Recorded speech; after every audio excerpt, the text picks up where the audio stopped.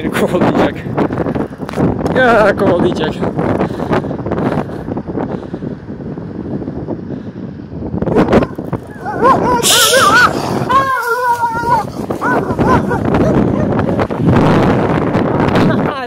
Dayı gelme lan. Lan iyi ki bir doğa manzarası. Aa, bura köpek dolu.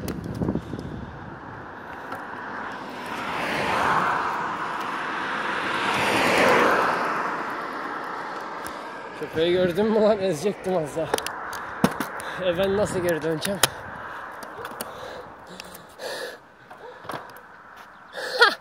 Dayı sen o yola, ben geçeyim.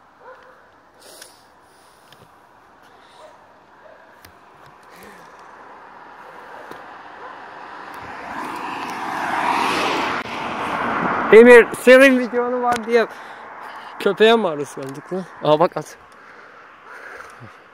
Ben buraları keserim. Ayağım titriyor Emir, korkudan ayağım titriyor.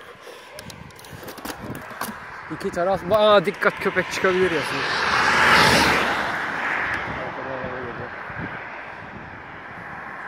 Sivir buldu mu saldırıyor.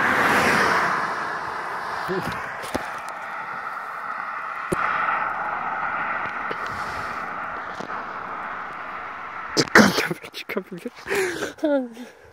Çıkan çıktı zaten önüme. Burada bunu sonradan gördüm.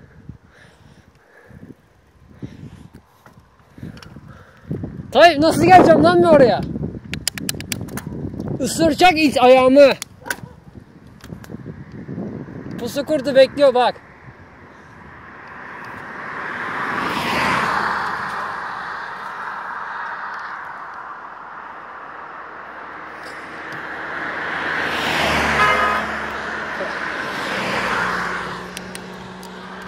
Hızlıca mı geçsem ya?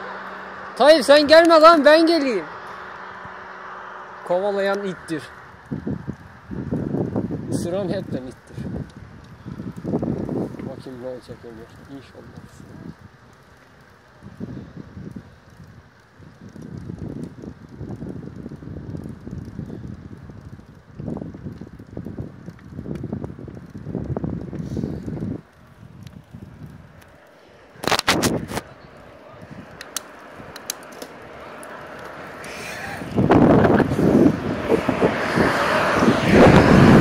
Yavaş gidin, kovalamıyor lan. Ha anca avlarsın. Kaçtım bile.